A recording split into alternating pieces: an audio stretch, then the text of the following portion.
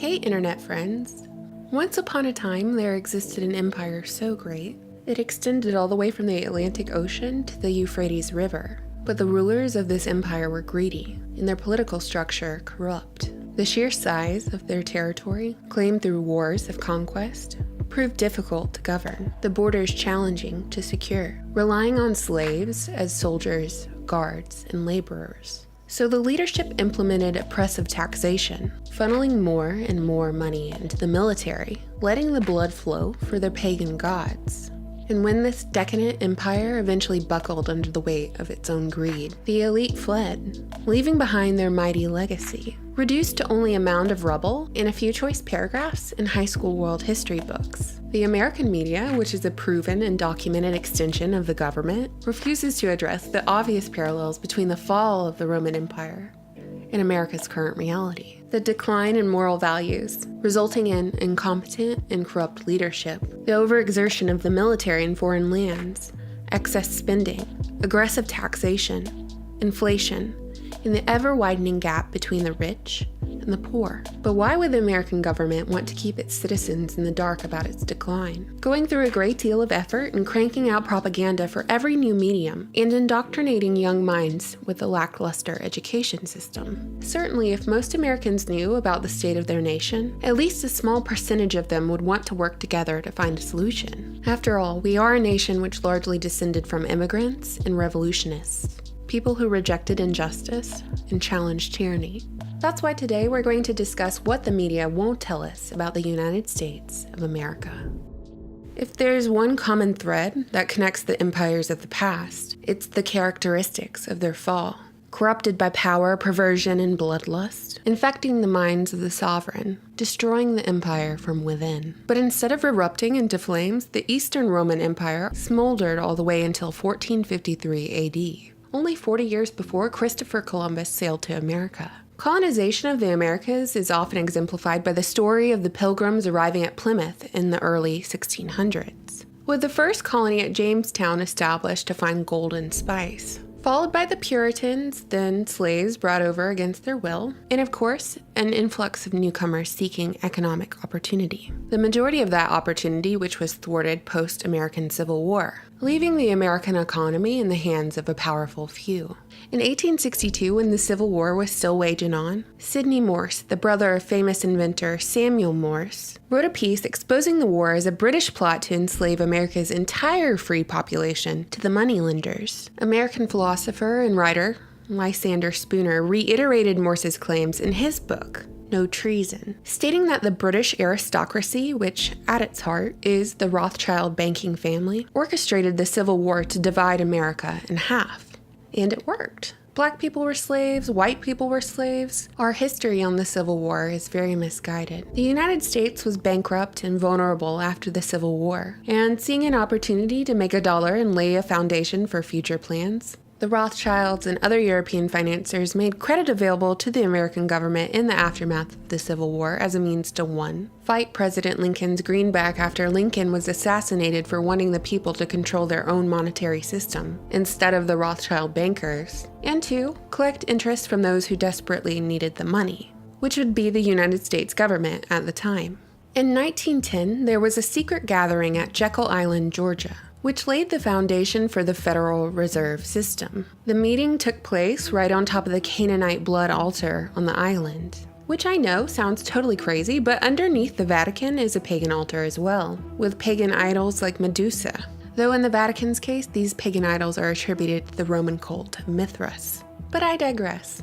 By 1913, the Federal Reserve Act was passed, handing over America's gold and silver reserves and ultimately the total control of America's economy to the Federal Reserve Bank.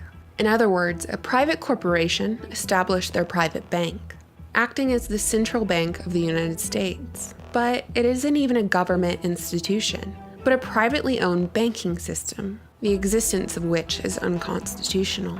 The Federal Reserve controls the rise and the fall, or the boom and the bust of these financial cycles. That's been the pattern of this unconstitutional system since its implementation. The Fed controls the dollar to flood the market and starve the economy, causing regular people to lose everything. sending families into generations of debt. We as Americans do not control our own currency, but a foreign system does. It's the new slavery. Well, it's really an old practice with a facelift. Babylon debt slavery. The Federal Reserve is a hybrid organization. It's a partnership between the federal government and the private banks. When you look at it deeper than that, its essence is neither as a government agency or a private company. In reality, it is a cartel. So what's the purpose of the secrecy?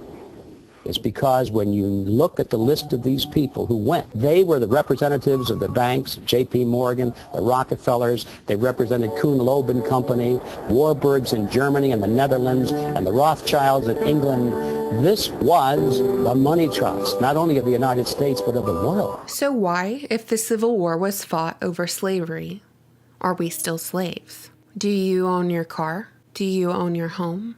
Have you paid off those student loans for that fancy college degree that you earned under the impression that it was a stepping stone to this elusive American dream that you have to be asleep for in order to experience? And consequently, the federal government went essentially bankrupt in the 1930s, while Social Security numbers started being assigned in 1936, tracking lifetime earnings in the number of years individuals have worked. During this time, the United States entered wars funded by bankers on both sides, the outcome of which was the destruction of the Ottoman Empire, the creation of the Zionist state of Israel, and the establishment of one global government. In our history books, we're told that Germany was the biggest loser of World War II, yet we're not really told the full reality. The Vatican supported Hitler, and boy oh boy was Hitler a fan of ancient Rome. Former American Senator Prescott Bush funded the Nazis in the 1930s through the Union Bank, meaning that Americans gave rise to Hitler.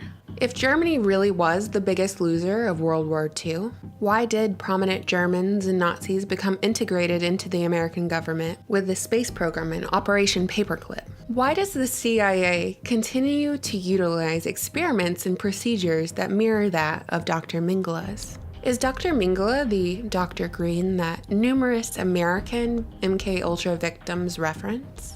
I'm Christy Nicola, born July of 1962, rendering me 32 years of age. I was a subject in radiation as well as mind control and drug experiments performed by a man I knew as Dr. Green.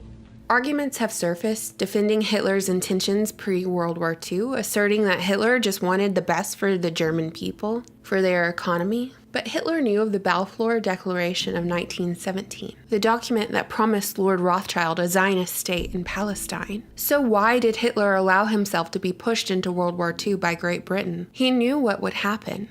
He knew exactly what the Rothschild bankers funding both sides of the war wanted. Doesn't this make Hitler the biggest Zionist ever by accident or by design?